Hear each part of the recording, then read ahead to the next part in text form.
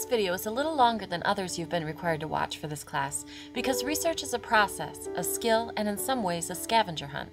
Back in the day, research was fairly cut and dry because most things that were published in print were credible because of the great process involved in getting something published. Now, with the World Wide Web, literally anyone can publish anything to the internet, and the reader is left to figure out what is credible and what is not. Therefore, research is primarily a thinking skill, and you can't casually research without engaging your brain. So use this tutorial video as the starting point in your own research process. Make sure you watch all the way through, as there are a lot of valuable guidelines and tips for research, as well as research pitfalls to avoid. Before we begin, there are some terms I'd like to highlight that you may not already be familiar with. The first of these is the word cite. When you cite information, you are telling the reader or listener where your information came from. You are giving credit where credit is due, to the author of the information. Remember, you must always cite your sources when presenting information that is not from your own brain. As a point of clarification, there is a difference between the homophones cite and cite. Cite with a C is a verb. Example, I will cite my sources. Cite with an S is a noun, as in a website, or the site you found your information on. The next term you need to be familiar with is credible. This means having strong credibility. In other words, information is credible if it offers reasonable grounds to be believed. This is why you want to make sure you have credible research. People can also be credible, as in a credible witness in a trial. The third term you might not be familiar with is the term reputable, which simply means having a good reputation, especially in a certain field of knowledge. Your parents, I'm sure, want to make sure they buy their car from a reputable dealer. The same is true with information. You want to make sure you get your information from a reputable source. The final term you must be familiar with in research is the term periodical. A periodical is a source that is published periodically, such as a newspaper, which is published daily, a magazine, which are often published weekly, or even a medical journal, which are published quarterly or 4 times a year. Now that you know some basic terms that will come up in this video, let's get started with the big ideas that will hopefully help you understand the importance of research in speaking, as well as how to cite your research in a speech. We will then move on to specifics of where and how to research. Writing and speaking, while alike in many ways, are very different from the perspective of the writer or speaker's audience.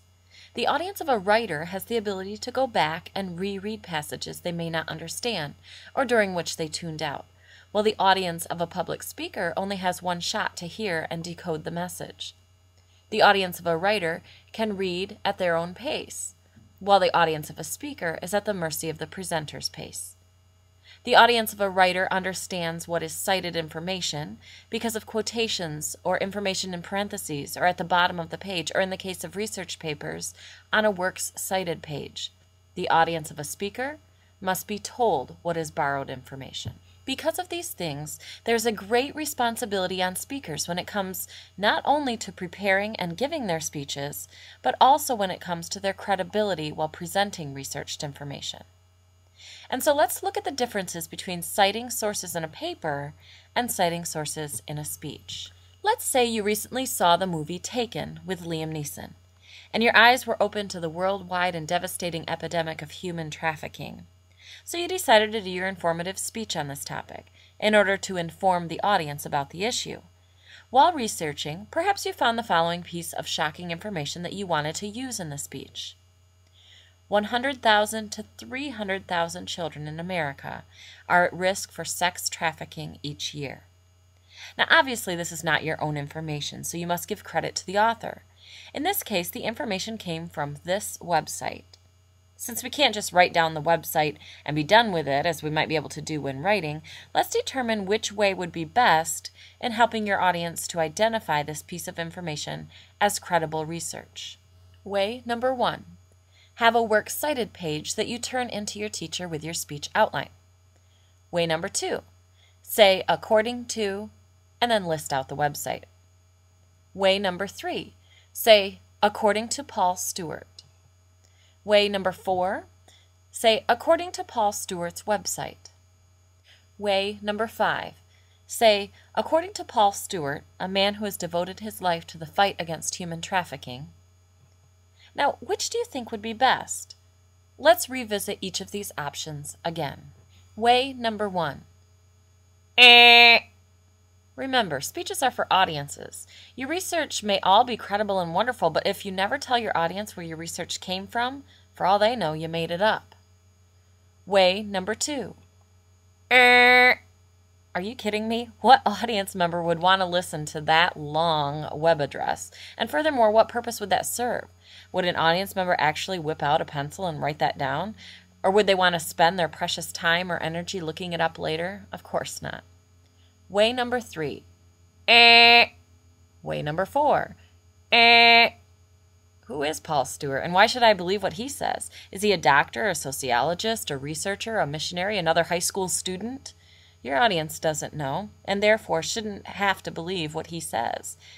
And saying he has a website isn't much better. Anyone can have a website, right? Paul Stewart has no credibility in your audience's eyes because you gave him no credibility.